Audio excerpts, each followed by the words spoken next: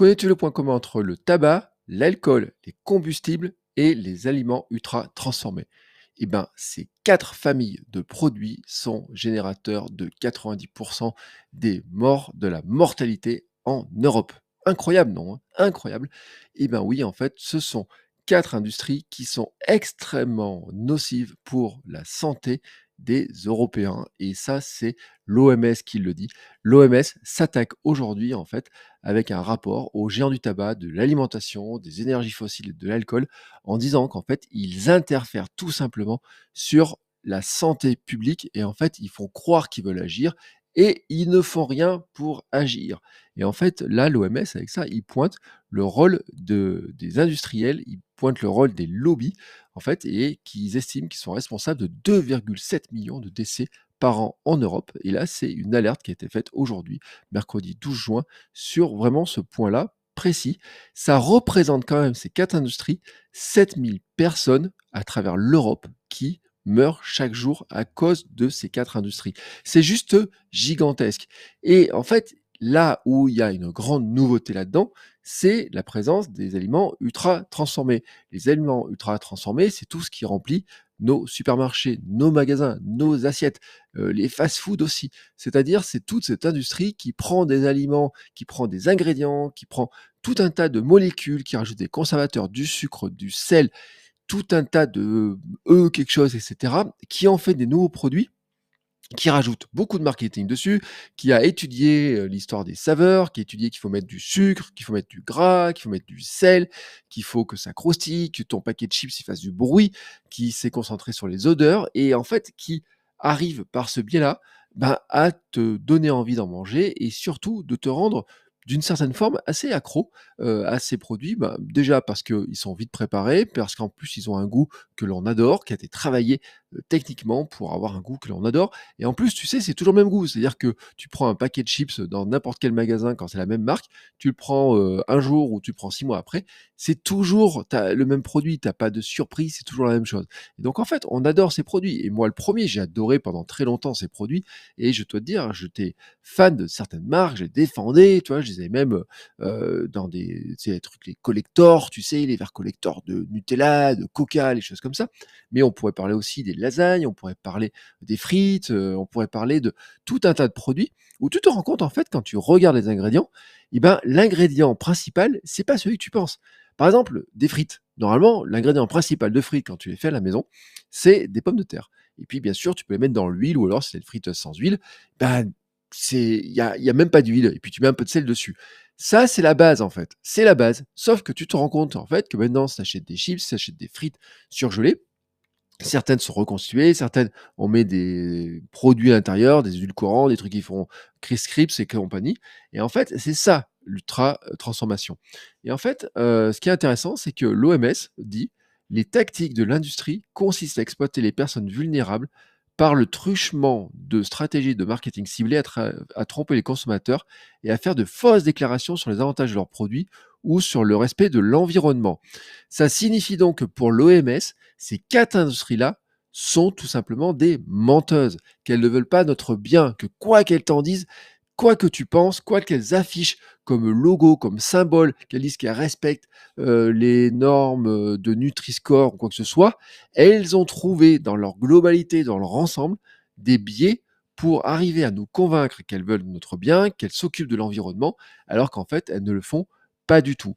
Et vraiment, je dis parce que le tabac, c'est connu. On sait que depuis des décennies, l'industrie du tabac a mis en place des stratégies avec des rapports, avec des experts qui étaient mandatés pour prouver même à un moment donné que on vivait mieux grâce au tabac. L'alcool, on a entendu tellement de choses, notamment de lobby sur le vin, qu'il fallait boire du vin parce que c'était bon pour les tanins, pour les polyphénols, que l'alcool c'était quelque chose qui était naturel, qu'il en fallait. Mais en fait, on sait aussi qu'il y a une grande partie des bénéfices qui sont vantés qui ne sont pas possibles si tu bois juste un verre de vin et le problème aussi, c'est l'excès.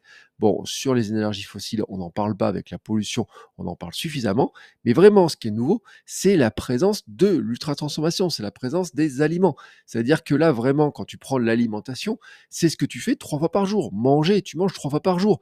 Il y a beaucoup de gens qui n'utilisent plus de voiture, qui ont pas de carburant. Il y a beaucoup de gens qui ne fument pas. Il y a beaucoup de gens qui ne boivent pas d'alcool, mais qui sont quand même pris dans les mailles de ce filet, de ces industries-là, par le biais de l'alimentation. Et ce qui est intéressant, c'est qu'en fait, ils disent qu'ils interfèrent, ces industries, dans les efforts de prévention et de contrôle, des maladies comme les cancers ou le diabète, hein, tout simplement. Et qu'en fait, ça va même plus loin, c'est qu'ils alimentent en fait, les inégalités, les récurrences, autour de cancers, de maladies cardiovasculaires, de respiratoires chroniques, de diabète. Donc on parle vraiment de maladies de société et ces maladies de société, elles ont un coût importante. Alors, on dit plutôt des maladies de civilisation, hein, mais elles ont vraiment un coût important sur notre société parce que en fait, eh ben, ça fait des frais pour, le système de santé, ça, génère beaucoup de problèmes chez les gens, bien sûr, qui en souffrent et sur leur entourage, sur les familles, sur le système de soins, sur, la sécurité sociale, sur la médecine, sur le prise en charge, sur le traitement et donc en fait, à un moment donné, ils sont responsables, en fait, sont responsables et tu vois, ce qui est vraiment hallucinant, c'est que quand tu regardes à la fin, c'est que on t'annonce quand même qu'un décès sur 5 dû aux maladies cardiovasculaires ou au cancer en Europe est imputable à une alimentation malsaine. Je répète, hein, d'après les données qui datent de 2017. Un décès sur 5 dû aux maladies cardiovasculaires et au cancer en Europe est imputable à une alimentation malsaine. À partir de ce moment-là, ça veut dire que si tu veux vivre plus longtemps, si tu veux vivre en bonne santé, le premier truc peut-être que tu devrais faire, c'est de regarder ce que tu mets dans ton assiette. Alors, c'est peut-être pas que le premier truc, parce que moi, tu sais, je suis fervent partisan d'une philosophie que j'appelle SAM, sommeil, alimentation, mouvement. Tu peux pas séparer l'ensemble. Et tu rajoutes le côté idée. Mais ce qui est important de comprendre, c'est que ça sert à rien de bouger en fait. Ça sert à rien de bouger. Ça sert à rien de bien dormir si à côté tu manges de la merde. Et ça, c'est un truc qui est vraiment important à comprendre. Et tu vois, ce rapport de l'OMS le prouve une fois de plus, montre le lien qui est direct, qui est vraiment direct. Et c'est vraiment là-dessus que je voulais te sensibiliser aujourd'hui avec ce type d'article. Ce rapport va faire beaucoup de bruit, en tout cas j'espère qu'il va faire beaucoup de bruit. Les médias l'ont repris, mais n'ont pas partagé tous les éléments du rapport. Il montre qu'il y a des études complètes sur les stratégies de ces entreprises-là pour se faire passer comme vertueuses, comme étant bonnes pour la santé, pour dire qu'elles font des efforts écologiques, mais on sait quand même qu'à côté, elles produisent des produits de merde dont les conséquences sont très très graves parce qu'il y a trop de sel, il y a trop de mauvaise graisse, il y a trop de sucre, il y a trop de sucre transformé, il y a trop en fait de conservateurs, il y a trop de produits chimiques, il y a trop de choses que tu ne trouves pas dans l'alimentation normale et le produit est totalement disloqué. En fait, il est transformé en petites molécules, ils sont réassemblés, reconditionnés, retransformés dans tous les sens. Et en fait, c'est ça le gros problème, c'est-à-dire qu'on perd la matrice alimentaire, c'est-à-dire la capacité d'un aliment à être bon dans son ensemble. Hein, je te rappelle juste, pour t'illustrer la matrice, que si tu croques dans une pomme ou si tu manges de la compote de pomme ou si tu bois du jus de pomme, bah, c'est pas du tout les mêmes effets sur ta santé.